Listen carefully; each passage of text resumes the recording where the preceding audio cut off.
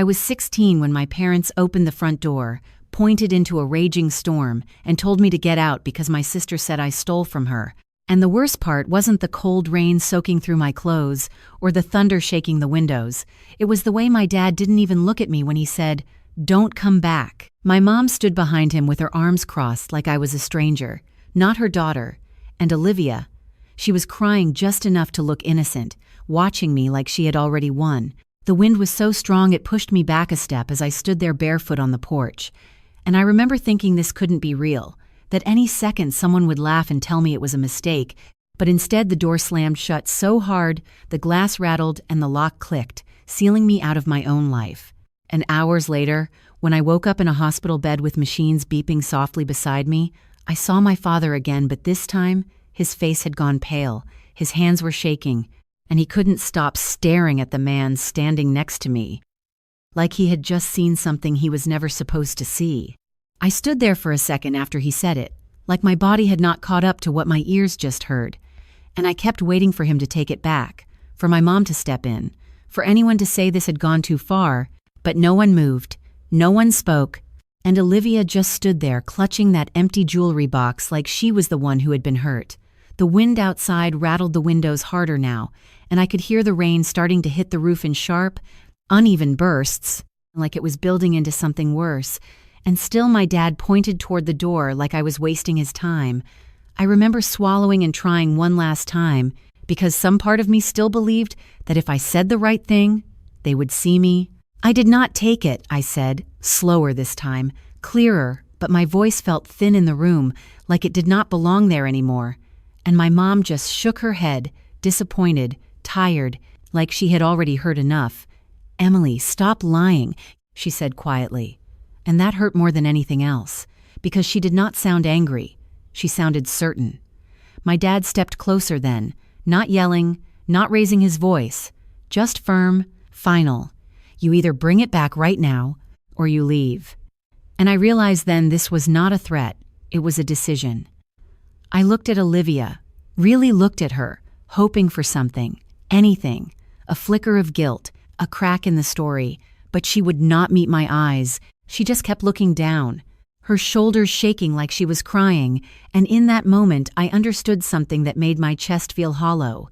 She was not going to stop this. She had already chosen how this ended. I turned toward my room anyway, because some instinct told me to try, to check, to prove it somehow, even though I knew there was nothing there. And as I walked down the hallway, I could feel their eyes on my back, not worried, not unsure, just watching, waiting, like they already knew what I was going to find. My room felt colder than usual when I stepped inside, like it did not belong to me anymore either, and I went straight to my dresser, opening drawers, moving things around, not because I thought the bracelet would be there, but because I needed something to show them, something physical, something that could make this stop. My hands were shaking by the time I checked under my bed, inside my backpack, even in places that made no sense, and every second that passed made it worse, because I knew what was coming next. I knew walking back out there empty-handed would mean the end of something I could not fix. When I finally stepped back into the living room, my dad looked at me once, then down at my hands, and when he saw nothing, something in his face closed off completely, like a door shutting. "Then we are done here," he said. And before I could say anything else, before I could even take another breath, he walked to the front door and pulled it open, and the storm rushed in immediately.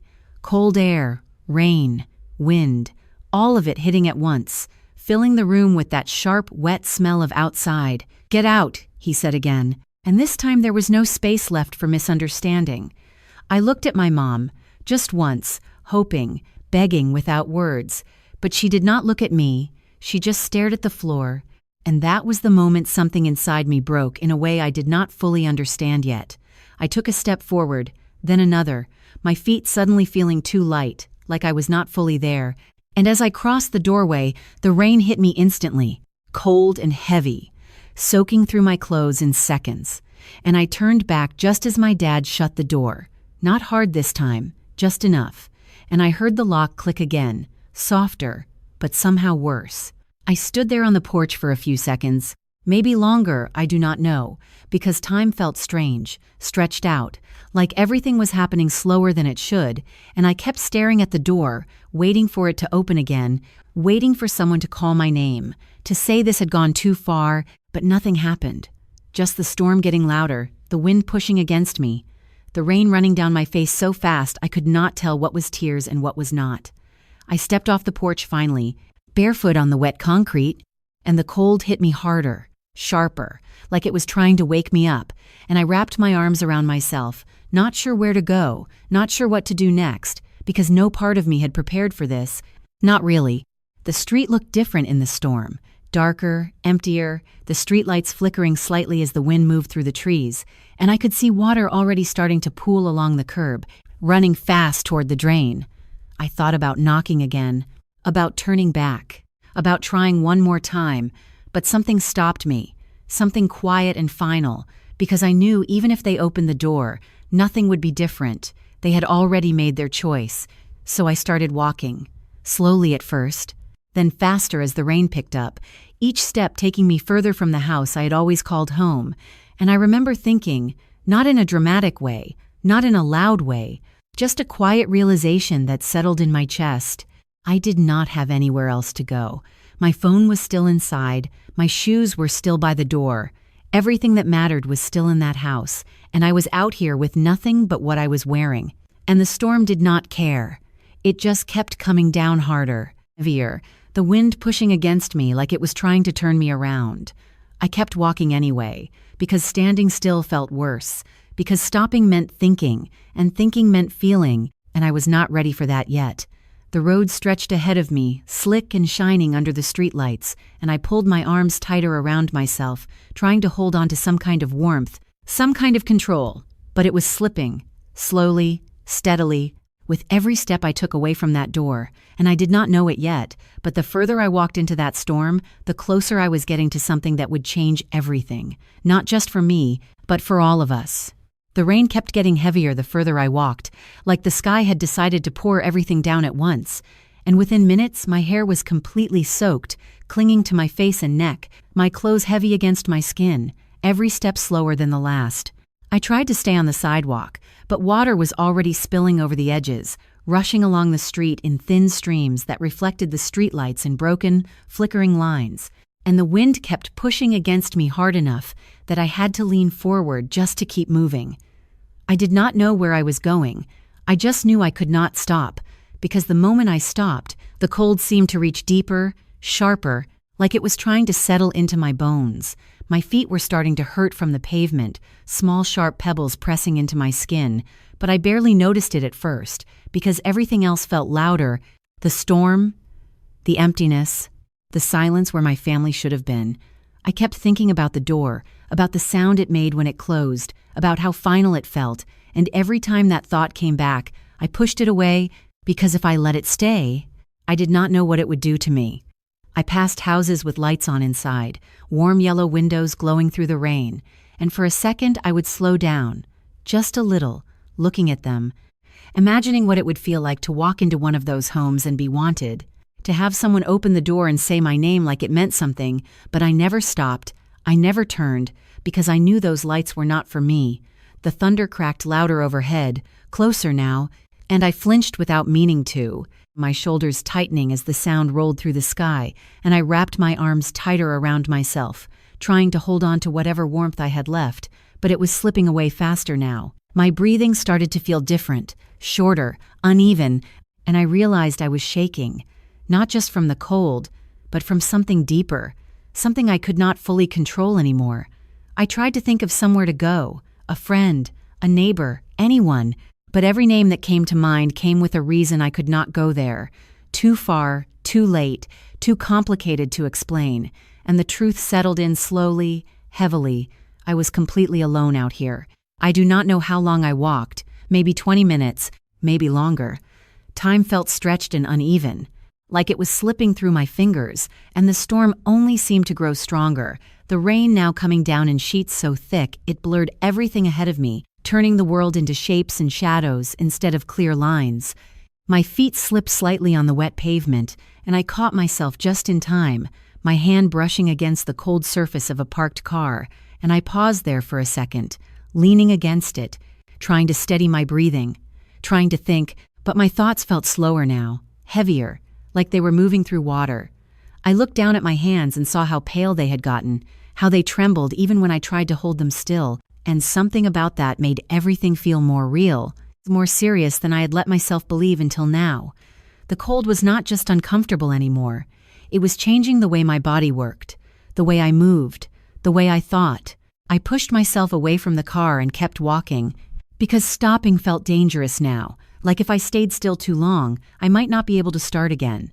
The street ahead dipped slightly, and I could see water collecting more heavily there, rushing faster toward the drain at the corner, and I hesitated for a second, unsure if I should turn back, but the thought of going back toward the house, even just physically, made something in my chest tighten, so I kept going forward instead. The wind shifted suddenly, stronger, colder, hitting me from the side this time, and I stumbled a little before catching myself again, my balance not as steady as it should have been, and I realized then how tired I felt, not just physically, but in a deeper way, like everything that had happened was finally catching up to me all at once.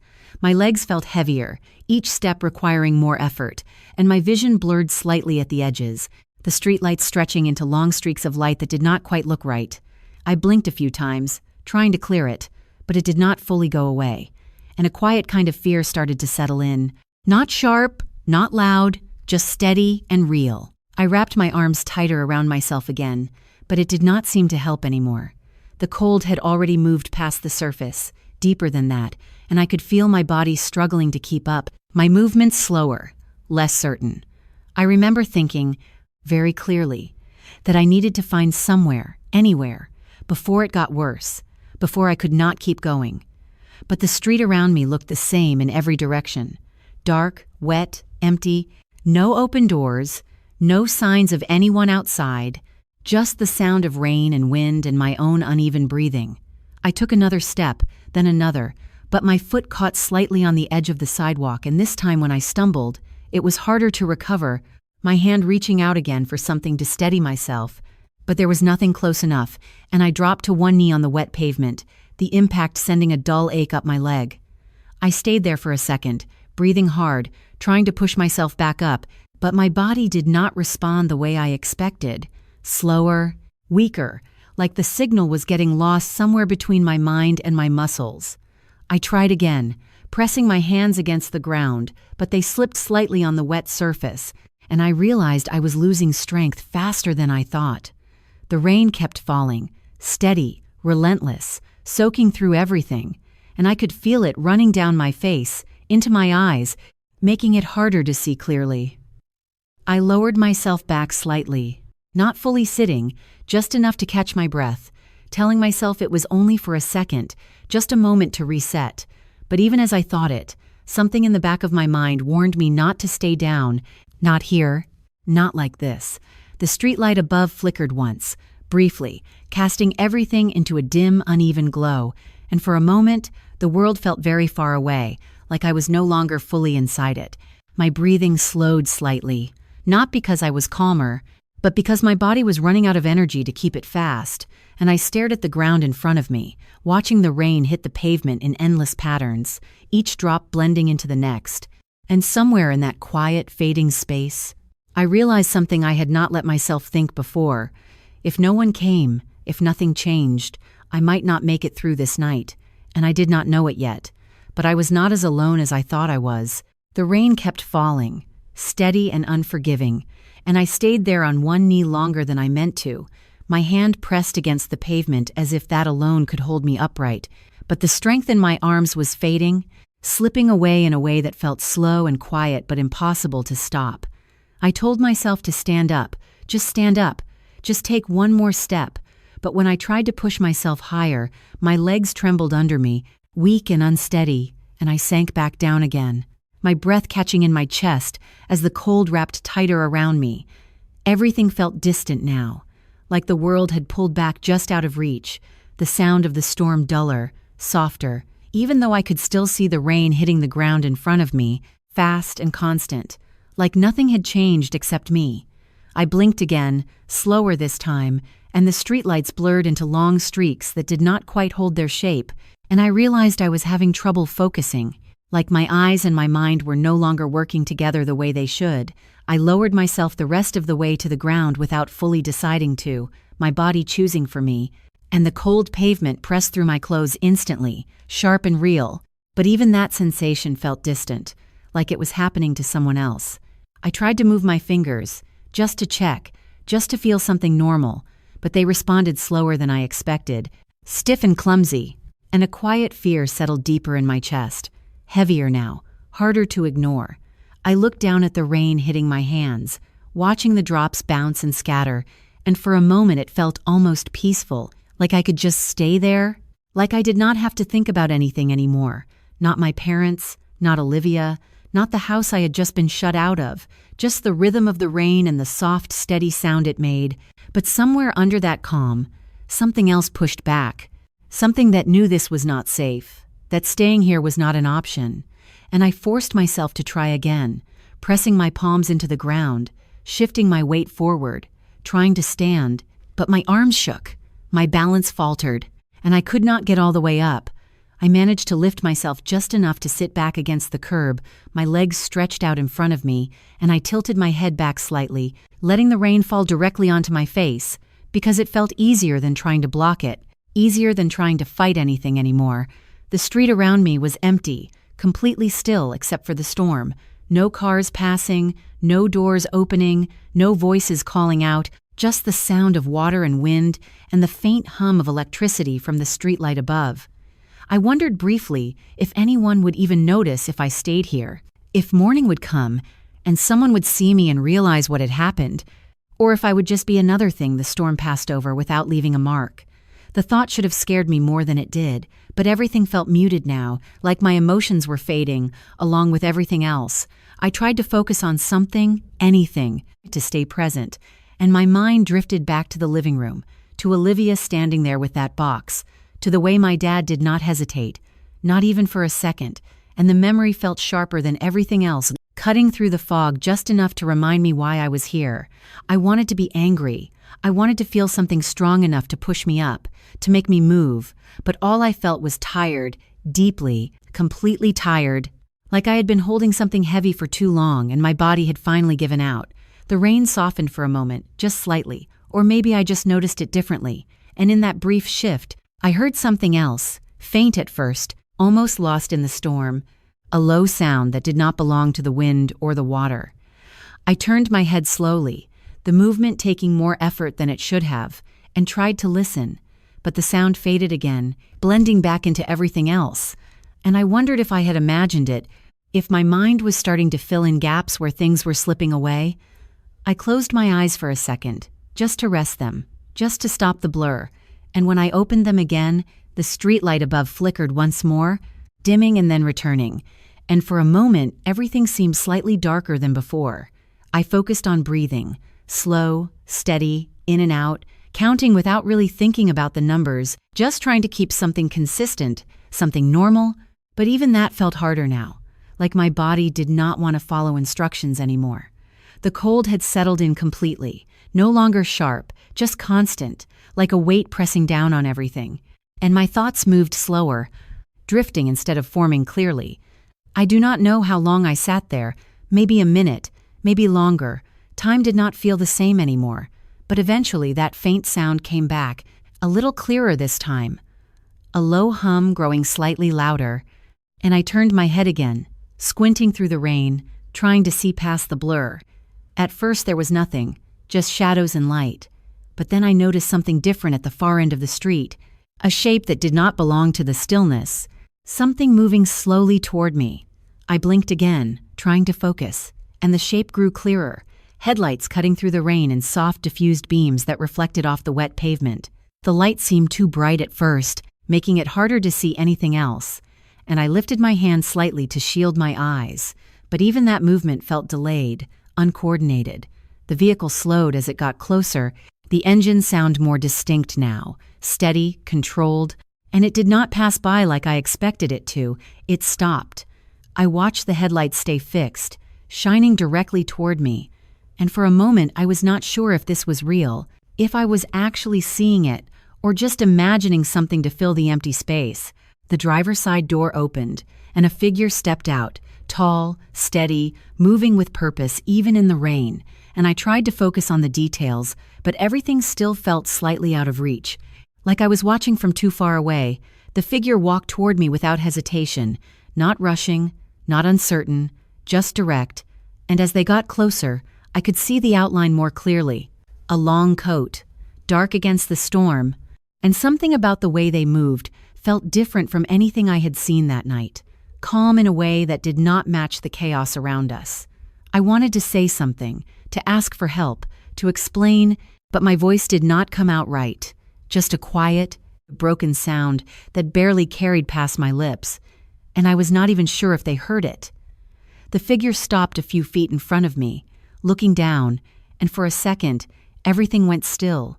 The storm, the noise, even my thoughts, like the world had narrowed to just this moment. And I did not know it yet, but this was the moment everything began to change. The figure stood there for a moment, rain sliding off the edges of his coat as if it did not bother him at all, and I remember thinking how strange that was. How everything about him felt out of place in the middle of that storm, like he belonged somewhere else entirely.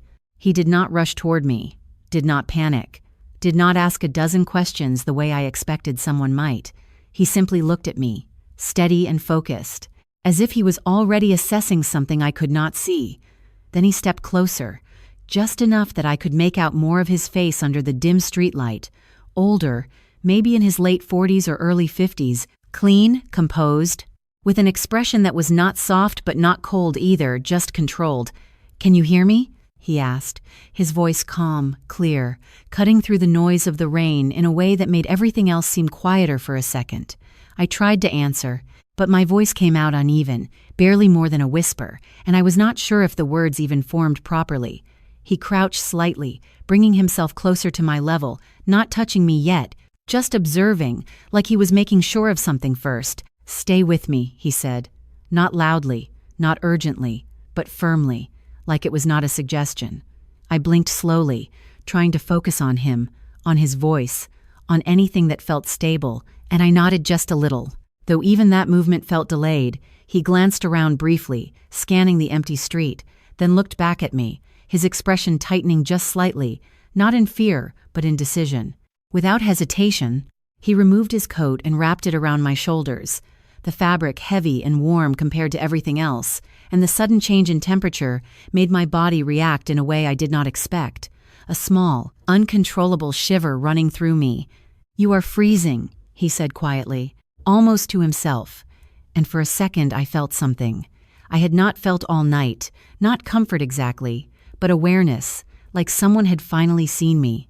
I tried to speak again, to explain, to say something about what had happened, but the words would not come out right, and he did not press me. He did not ask for details. He simply adjusted the coat around me, making sure it covered as much as possible, then carefully slipped one arm under mine to help me up. My legs did not respond the way they should have, and I leaned into him more than I meant to, my balance unsteady, but he held firm, steadying me without hesitation, without making it feel like I was a burden.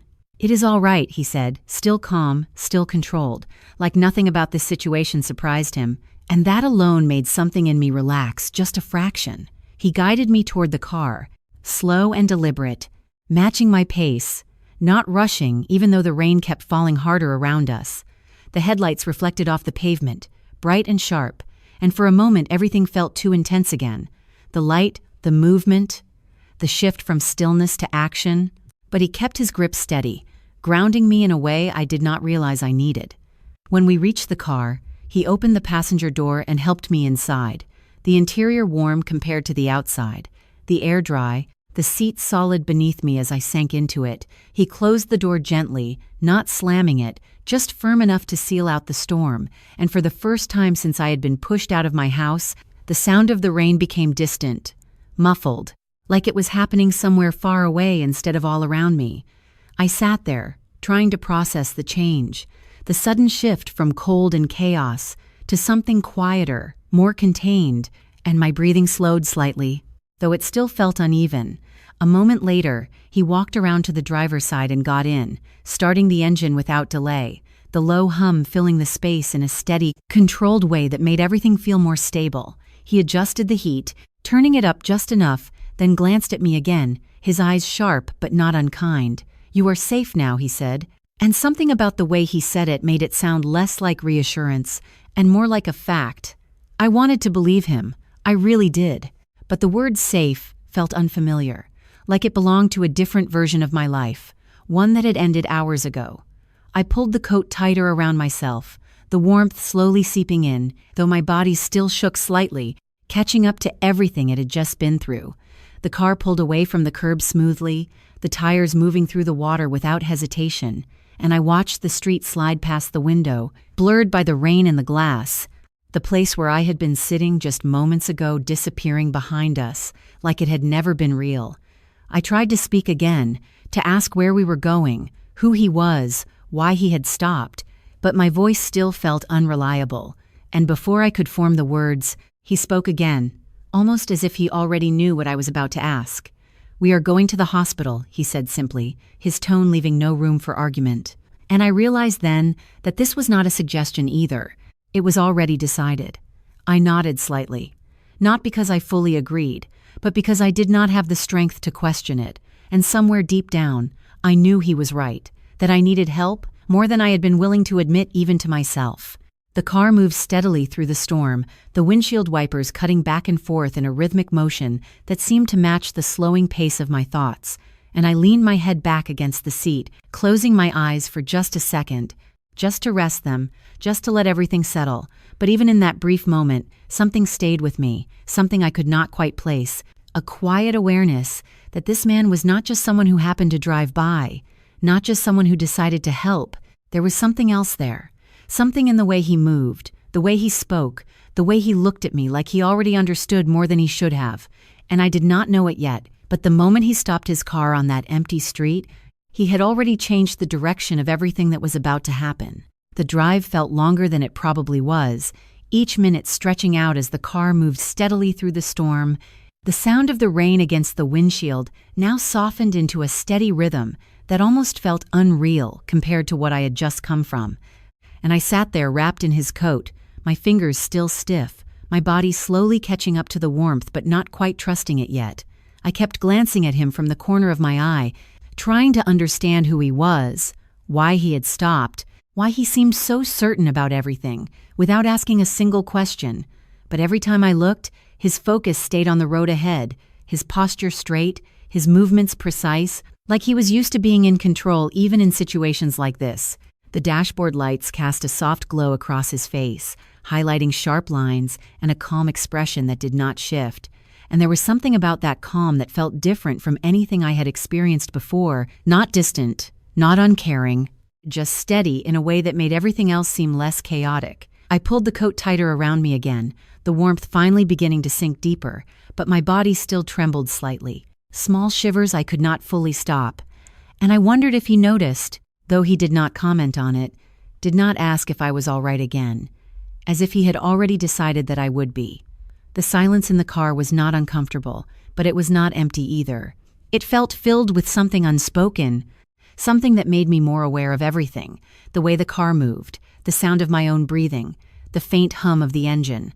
I tried to piece together what had happened, to replay the last hour in a way that made sense, but every time I reached the moment at the door, the memory stopped, like my mind refused to go further, and I found myself focusing instead on smaller details, the way Olivia had held the box, the way my mom avoided my eyes, the exact tone of my dad's voice when he told me to leave. "You are going to be all right," he said suddenly, breaking the silence in a way that did not startle me, just shifted something gently, and I turned my head slightly toward him, unsure how to respond. I wanted to ask him how he could know that, how anyone could say that so easily after what had just happened, but the words stayed inside, and I simply nodded again because it felt like the only thing I could do. The road ahead began to change, the dark residential streets giving way to wider roads, brighter lights, signs reflecting off the wet pavement in clearer shapes, and I realized we were getting closer to the hospital before I even saw the building.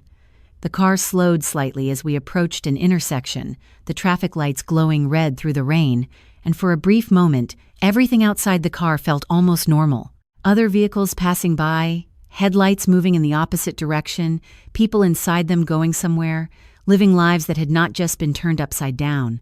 I watched them pass, wondering if any of them had any idea what it felt like to be sitting where I was, wrapped in a stranger's coat, heading somewhere I had not chosen, after being told I no longer had a place to go. The light turned green, and we moved forward again, and soon the hospital came into view, large and bright against the dark sky, its windows glowing in a way that felt both welcoming and overwhelming at the same time. As we pulled into the entrance, the rain seemed to ease just slightly, or maybe it was just the lights making it look different, but everything felt clearer, sharper, more defined. He parked near the front, not in a rush, just efficiently, and turned off the engine, the sudden quiet inside the car almost startling after the steady hum. For a second, neither of us moved, and I sat there, unsure what came next, unsure if I was supposed to say something, to thank him, to explain, but before I could decide, he spoke again. "Stay here for a moment," he said, his tone still calm, still leaving no room for uncertainty, and I nodded, watching as he stepped out of the car and walked toward the entrance without hesitation. I followed him with my eyes, seeing the way people inside reacted when he approached, subtle at first, a shift in posture, a kind of immediate attention that I did not fully understand but could clearly see. And something about that made the quiet awareness in the back of my mind grow stronger. He spoke briefly with someone at the front desk, his voice too low for me to hear through the glass and the rain. But whatever he said seemed to change something instantly, because within seconds, 2 staff members moved quickly toward the entrance, their expressions focused, their movements efficient. He turned back toward the car then, and for a moment our eyes met through the windshield, and there was something in his expression that I could not fully read. Not concern, not urgency, just a steady certainty that everything was unfolding exactly the way he expected. He opened my door and helped me out again, his grip firm but careful, and the warmth from the building reached us almost immediately, contrasting sharply with the damp cold still clinging to me. The staff members approached without hesitation, one of them speaking gently, asking simple questions, but before I could fully respond, he answered for me, his tone clear and authoritative, providing details I had not even said out loud. I glanced at him, confused for a second, wondering how he knew what to say, but there was no time to ask, because they were already guiding me inside, their movements coordinated, practiced, as if this was something they did every day. The bright lights inside the hospital made everything feel more real again. The sterile smell, the sound of distant voices and equipment, the steady pace of people moving with purpose, and I felt a sudden shift in my chest, a mix of relief and something else I could not quite name. They led me to a chair, wrapping a blanket around me, warmer than the coat, softer, and I sank into it without resistance, my body finally giving in to the exhaustion I had been holding back. He stood nearby, not too close, not distant either, just present, watching, making sure everything was being handled the way he expected. And as I sat there, trying to piece together what was happening, one thought kept returning, quiet but persistent. This man was not just someone who stopped to help, and whatever role he played in this night, I had not even begun to understand it yet. The blanket around my shoulders felt heavier than it should have, not because of its weight, but because it was the first thing that made me feel even slightly protected since I had been pushed out of my house. And as I sat there in that chair under the bright hospital lights, I could feel the difference slowly settling into my body, the warmth reaching places the cold had taken over, though the shaking had not fully stopped yet. A nurse knelt slightly in front of me, her voice soft, asking simple questions. My name, my age, if I knew where I was, and I answered as best as I could, my voice still uneven but clearer than before, and each answer felt like a small step back towards something stable. I said my name was Emily Carter, that I was 16, and when she asked if someone was with me, I hesitated for just a second before glancing toward him, still standing a few feet away, calm and composed, as if he had done this 100 times before. He brought me here, I said quietly, and the nurse followed my gaze, her expression shifting slightly, not confused, not surprised, just acknowledging something she already seemed to understand. She nodded once, then stood and spoke briefly with another staff member, her tone professional but lower, like they were discussing something more serious than just a girl caught in the rain. I watched them for a moment, trying to follow the conversation, but my focus drifted again, my energy still low, my thoughts slower than usual, like everything was happening just slightly out of sync. A few minutes later, they helped me onto a bed, guiding me carefully, adjusting the blanket around me again, checking my hands, my temperature, asking more questions that blurred together into a steady rhythm of voices and movement. Through all of it, he stayed nearby, not interfering, not stepping in unnecessarily, but present in a way that made it clear he was not just passing through. I noticed how the staff interacted with him, subtle but different, their posture slightly straighter, their tone more attentive, like they recognized something about him that I did not yet understand. One of the doctors approached, speaking directly to him first before turning to me, and that moment stood out more than anything else, because it was not how I expected things to work, not how strangers were usually treated. I lay there, watching, listening, trying to piece together the pattern, but every time I got close to understanding, something slipped just out of reach again. "You are going to stay here for a little while," the doctor said to me, his voice steady, reassuring, and I nodded, not because I fully understood what that meant, but because I trusted the tone more than the words. I pulled the blanket closer again, my fingers still slightly stiff. And for the first time since everything started, I allowed myself to close my eyes for more than a second, just enough to rest, just enough to let the noise fade slightly into the background. But even with my eyes closed, I could still hear them, the low voices, the quiet movement of people around me, and underneath it all, the steady presence of him, still there, still watching, still making sure something was being handled the way it was supposed to be. I opened my eyes again after a moment, drawn back by something I could not quite name, and I saw him speaking with the doctor now, his expression unchanged, his posture still controlled, but there was something in the way he spoke, something precise, deliberate, like every word carried weight. I could not hear what he was saying, but I could see the doctor listening carefully, nodding, adjusting his stance slightly, and that same quiet realization returned, stronger this time. This man was not just someone who happened to help, there was something else, something deeper, something connected to authority in a way I had never seen up close before. I shifted slightly on the bed, the movement small but enough to draw his attention, and when he looked at me, it was immediate, focused, like he had been aware of every small change the entire time. He stepped closer, just enough that I could see his face more clearly under the bright lights now, and for the first time, I noticed the details I had missed before, the sharpness in his eyes, the calm that did not come from distance but from control, from experience. "You did well," he said quietly, and I was not sure what he meant at first, because I had not done anything except survive the night so far, but the way he said it made it feel like that alone mattered. I wanted to ask him who he was, why he had stopped, why everyone seemed to respond to him differently, but the questions felt too heavy, too complicated to form all at once, and before I could try, the nurse returned with more instructions, more checks, more small steps that pulled my attention away again.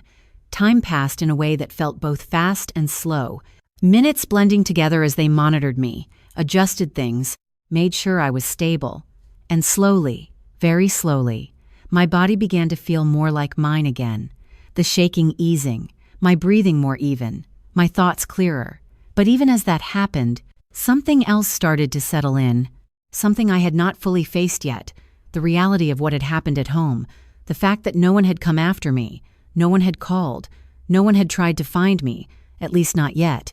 I glanced toward the entrance of the room without meaning to, half expecting, half not, to see someone I recognized, but the space remained filled only with strangers, with staff, with him, and that realization sat quietly in my chest, not loud, not overwhelming, just steady and undeniable.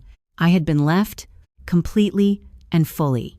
I looked back at him again, still standing there, still watching, and for a moment, I felt something I had not expected, not just relief, but a strange sense of certainty, like whatever came next, it would not be the same as before, and I did not know it yet, but the next time that door opened, everything I thought I understood about my family was about to change. The sound of the door opening cut through everything else in the room, not loud, Not dramatic, but enough to shift the air in a way that made me turn my head before I even realized I was doing it, and for a split second, I thought maybe I was wrong. Maybe it was just another nurse, another doctor, another person moving through the hallway. But then I saw them. My dad stepped in first, his posture stiff, his eyes scanning the room quickly until they landed on me, and behind him, my mom followed, her arms folded tightly across her chest, like she was holding something in place. And Olivia, she stayed slightly behind them, her expression carefully arranged, not crying this time, just quiet, like she was watching everything unfold from a safe distance. For a moment, none of us spoke, and the silence felt heavier than anything that had happened so far, because this was not the storm, this was not the cold. This was them, standing here like nothing had changed, like they had not been the ones to send me out into the night. My dad took a step forward, stopping just short of the bed, his eyes moving over me quickly, taking in the blanket, the monitors, the setting, and for a brief second, something flickered across his face, something that could have been concern, or maybe just surprise, but it disappeared almost immediately, replaced by something more familiar, something controlled. "What happened?" he asked, his voice low, not harsh, not soft, just measured, like he was asking for information, not offering comfort. I looked at him, really looked at him, and felt that same hollow space in my chest open again. Because even now, even here, he was not asking the question I needed him to ask. He was not saying my name the way he used to. He was not stepping closer. He was not reaching out. "You told me to leave," I said quietly, and the words felt heavier than I expected, like they carried more weight now that they were spoken out loud. My mom shifted slightly at that, her expression tightening just a little, but she did not respond. She just looked away for a second, then back again, like she was deciding how much of this she wanted to acknowledge. Olivia stayed silent, her gaze fixed somewhere near the floor, her hands loosely clasped in front of her, and for a moment, it almost looked like she was uncomfortable. But I knew better than to trust that. I had seen that look before. "We did not think you would," my dad started, then stopped, like the sentence did not have an ending he was willing to say. And that alone told me everything I needed to know. They had not thought about what would happen to me after that door closed. Not really. The room stayed quiet again for a second, the tension stretching out, and I could feel the staff nearby becoming more aware, more attentive, like they were sensing something beneath the surface that had not fully revealed itself yet. I shifted slightly on the bed, pulling the blanket closer without thinking, and I noticed how my hands no longer shook the way they had before, but something else had taken its place, something steadier, something that felt more like clarity than weakness. My dad glanced briefly toward the side of the room, and that was when he noticed him, still standing there, still watching, still present in that same calm, controlled way. The change in my dad's expression was immediate, subtle, but unmistakable, his posture adjusting slightly, his focus sharpening, like he had just realized there was more to this situation than he had expected. "And you are?" my dad asked, his tone shifting just enough to show that he was no longer entirely in control of the conversation. The man did not respond right away, did not step forward, did not introduce himself the way most people would. He simply held my dad's gaze for a moment, steady and unflinching, and something about that silence made the room feel tighter, more contained, like everything was narrowing down to this single point. I watched my dad closely then, because I had never seen him like this before, not uncertain exactly, but aware in a way that made him more careful, more measured. My mom noticed it too. I could tell by the way she straightened slightly, her attention shifting toward the man, her expression changing from distant to alert. Olivia finally looked up as well, her eyes moving between all of us, trying to understand what was happening, trying to read the shift in the room.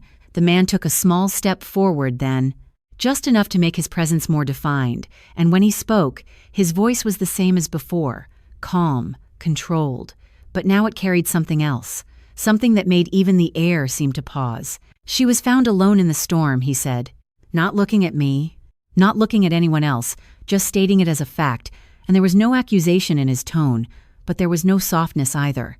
My dad's jaw tightened slightly at that, his eyes flickering for just a moment, and I saw it then.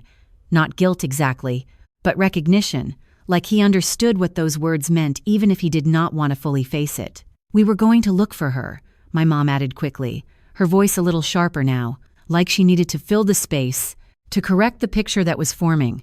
But the man did not respond to that, did not acknowledge it. He simply continued to stand there, steady, unshaken. The silence that followed felt heavier than before, because now it was not just about what had happened, it was about what was about to be revealed, something none of them were prepared for. I looked between them, my family on one side, the man who had saved me on the other, and for the first time, I felt the balance shift, not completely, not yet, but enough to notice, enough to change the way the room felt. My dad cleared his throat slightly, like he was trying to regain control, trying to bring the conversation back to something familiar. But before he could speak again, the man finally turned his head just slightly, his eyes meeting mine for a brief moment before returning to my father. And in that small movement, something unspoken passed through the room, something that made my chest tighten, not with fear this time, but with anticipation, because I could feel it. Whatever was coming next was not going to go the way my family expected. No one spoke for a few seconds after that, and the silence did not feel empty anymore.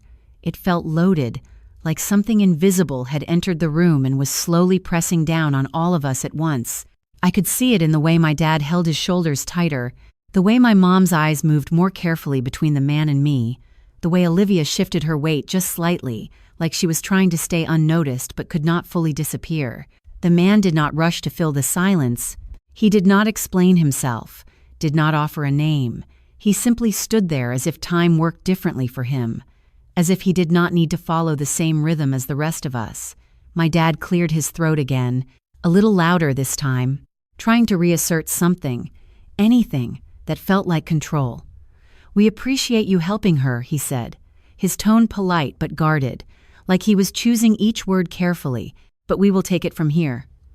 I felt something shift in my chest when he said that, not hope, not relief, just a strange kind of awareness, because I knew that tone. I had heard it before when he spoke to people he thought he understood, people he thought he could manage, but the man did not respond the way others usually did. He did not step back, did not nod, did not leave. Instead, he looked at my dad again, steady, unchanging, and for a moment it felt like everything in the room held its breath.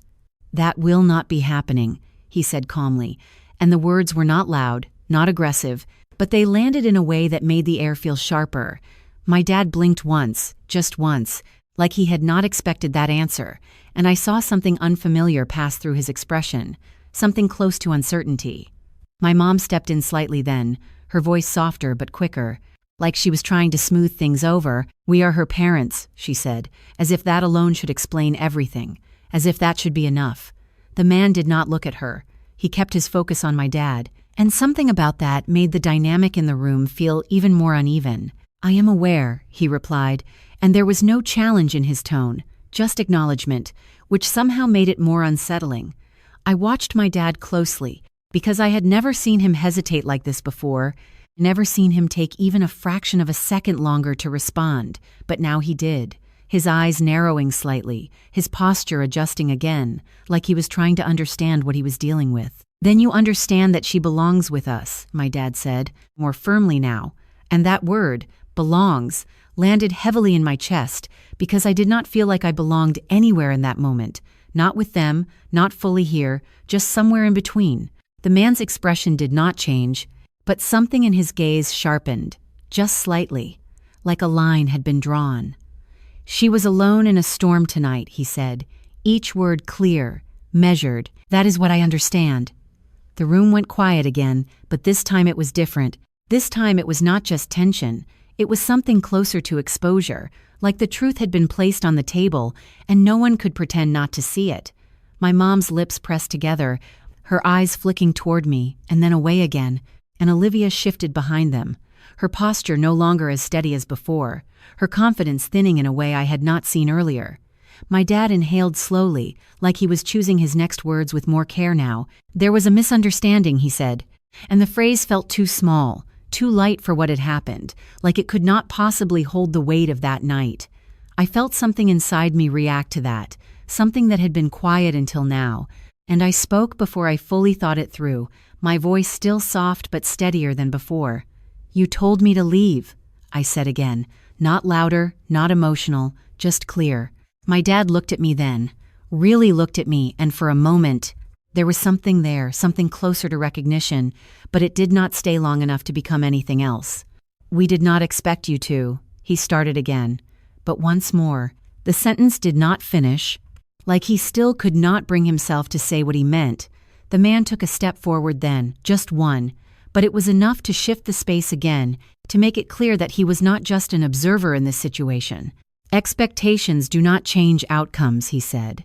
And the simplicity of the statement made it land even harder, because there was nothing to argue with, nothing to twist, it was just there. I saw it then, clearly this time, the change in my dad's face, the way his confidence slipped just slightly, the way his eyes searched for something, some angle, some understanding that would bring him back into control, but it was not there.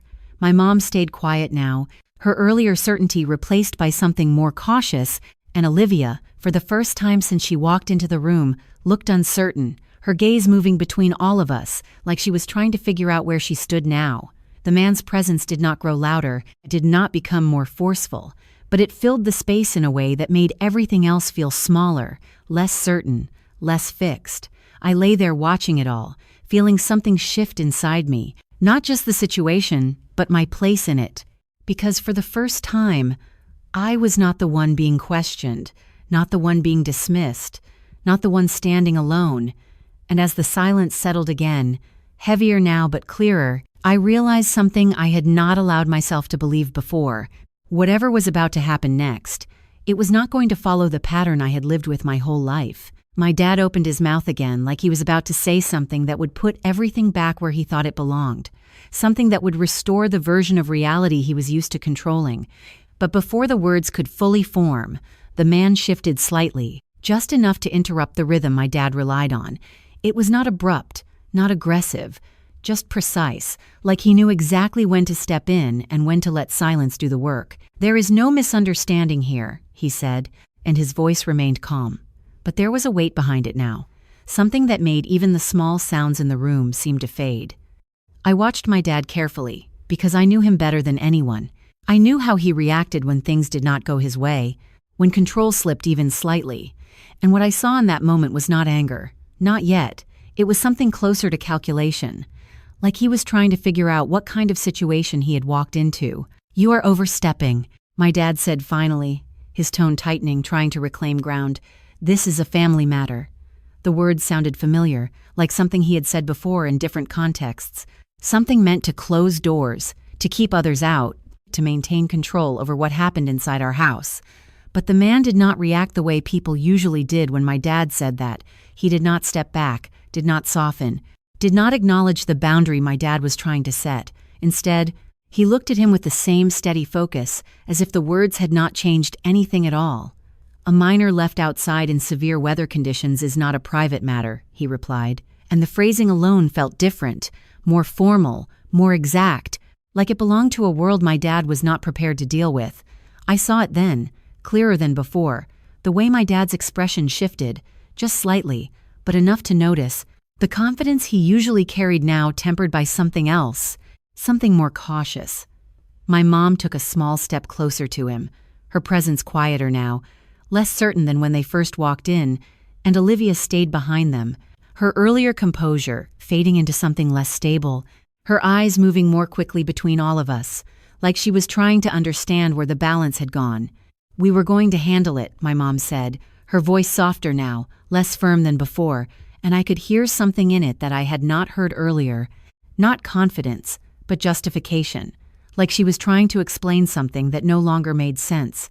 The man did not respond immediately, and that pause stretched just long enough to make the room feel tighter again. Before he spoke, "You had hours," he said, and the simplicity of it made it harder to argue with than anything else he had said so far. My dad's jaw tightened at that, his eyes narrowing slightly, but he did not interrupt this time. He listened, whether he wanted to or not. "She was found alone, without proper clothing, in conditions that could have resulted in serious harm," the man continued, and the way he spoke made it sound less like an opinion and more like a record. like something already documented, already understood. I felt something shift inside me as he said that, not because I had not known it, but because hearing it out loud, in that tone, made it real in a different way, made it undeniable. My dad exhaled slowly, his posture changing again, less rigid now, more measured, like he was choosing his next move more carefully than before. "We did not intend for that to happen," he said, and for the first time, there was a hint of something else in his voice, not quite regret, but closer than anything I had heard from him that night. "Intent does not erase outcome," the man replied, and the repetition of that idea, in slightly different words, seemed to press the point deeper each time, like he was building something step by step, something my dad could not easily dismiss. I watched Olivia then, because something about her had changed, her shoulders no longer as relaxed, her gaze no longer steady, and for a moment, she looked almost uncertain, like the story she had built was starting to feel less solid under her feet. My mom glanced at her briefly, then back at the man, and I could see the shift there too, the quiet realization that whatever they thought this would be, it was not that anymore. The man took another small step forward, not closer to them, but closer to the center of the room, positioning himself in a way that felt intentional, like he was drawing a line that had not been there before. "There will be a report filed," he said, and this time the words carried something new, something final, something that changed everything in a way that could not be undone. My dad froze for just a fraction of a second, and that was all it took for me to see it clearly. The moment where control slipped completely. Not outwardly, not dramatically, but internally, where he realized this was no longer something he could manage with words alone. "A report?" he repeated, and the question sounded smaller than I had ever heard his voice before, like it had lost something along the way. "Yes," the man said simply, and there was no hesitation, no explanation beyond that, just certainty. The room felt different now, the balance no longer shifting slowly, but settled into something new, something none of us had expected when we walked into it. I lay there, watching it unfold, feeling that clarity grow stronger inside me, because for the first time, the story was not being written by them, not being shaped by what Olivia said or what my parents chose to believe. It was something else now, something outside of them, something they could not control. My dad looked at me then, really looked at me, and there was something in his eyes I had never seen before. Not anger, not disappointment, but something closer to realization, like he was seeing a version of this situation he had not prepared for. And as the silence settled again, heavier but clearer than ever, I understood something that changed everything. This was no longer about what had happened at home. It was about what was going to happen next. And for the first time in my life, I was not the one standing alone in it. The word report seemed to stay in the air long after he said it, like it had weight, like it changed the structure of the room in a way none of us could ignore. And I watched my dad as that realization settled in, slowly, visibly, the shift, not dramatic but unmistakable, like something inside him had just recalculated everything. He glanced briefly at my mom, and for the first time since they walked in, she did not have an answer ready. Her expression tight, uncertain, her arms no longer crossed but hanging at her sides as if she did not know where to place them anymore. Olivia stood just behind them, and I saw it then. The crack, small but real, the way her eyes flickered toward me and then away, her posture no longer steady, her confidence no longer effortless. "There is no need for that," my dad said finally, his voice lower now, controlled but lacking the certainty it had earlier. "This can be resolved within the family." The words sounded practiced, familiar, like something he had relied on many times before, but here, in this room, they felt smaller, like they did not carry the same authority they once did. The man did not respond immediately, and that pause felt intentional, like he was allowing the weight of what had already been said to settle fully before adding anything else. "That is not how this works," he said after a moment, and there was no edge in his voice. No raised tone, just clarity, the kind that does not invite debate. My dad's jaw tightened again, but this time he did not push back right away. He hesitated, and that hesitation said more than anything else could have, because it showed that he understood even if he did not want to admit it. My mom stepped forward slightly then, her voice softer, more careful. "We were worried when she did not come back," she said, and I felt something inside me react to that. Not anger, not even disbelief, just a quiet recognition of how far from the truth that felt. I looked at her, waiting, but she did not meet my eyes, and that told me everything I needed to know. The man's gaze did not shift, did not soften. He simply acknowledged the statement with a small pause before speaking again. "Concern after the fact does not change what occurred," he said. And the words landed with the same steady weight as everything else he had said. I could feel the tension in the room building again, but it was different now. Not chaotic, not overwhelming, just focused. Like everything was narrowing down to something specific, something unavoidable. My dad exhaled slowly, running a hand through his hair in a gesture I had seen many times before when he was thinking, calculating, trying to find a way forward, but this time it did not seem to lead anywhere. "What exactly are you suggesting?" he asked, and there was something new in his voice now, not just caution, but a kind of reluctant acknowledgement that he was no longer setting the terms of this conversation. The man looked at him steadily, and for a moment, the room felt completely still, like everything was waiting for what he would say next. "I am not suggesting anything," he replied. "I am informing you." And that distinction, simple as it was, changed everything.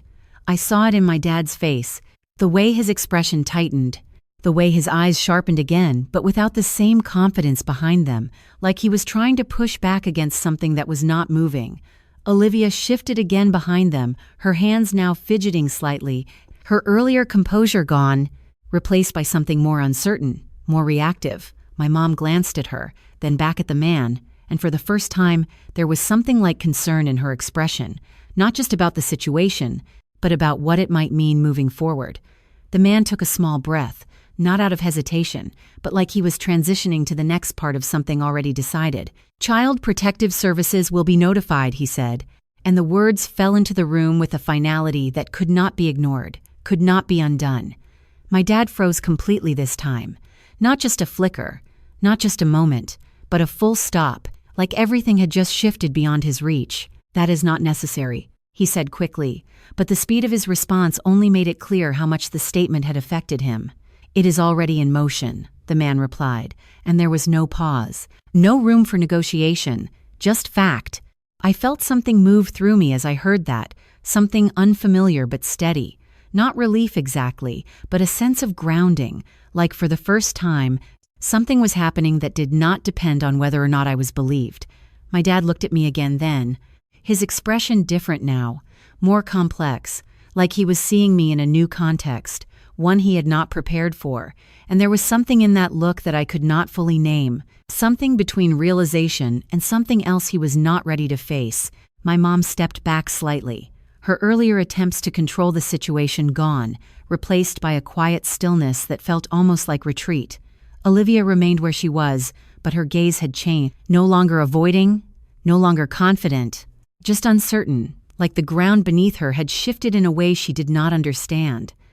The room held that moment, stretched it out, let it settle fully, and I lay there watching all of it, feeling that clarity grow stronger, because for the first time, the story was no longer being shaped by their version of events.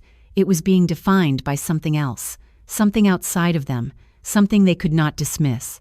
And as the silence settled once more, heavier than before but clearer than ever, I realized something I had never felt in my own home, something I had not even known I was missing until now. I was finally being seen for what had actually happened, not what someone else decided it was. In the weeks that followed, everything became quieter, not in a way that felt empty, but in a way that finally gave me space to breathe.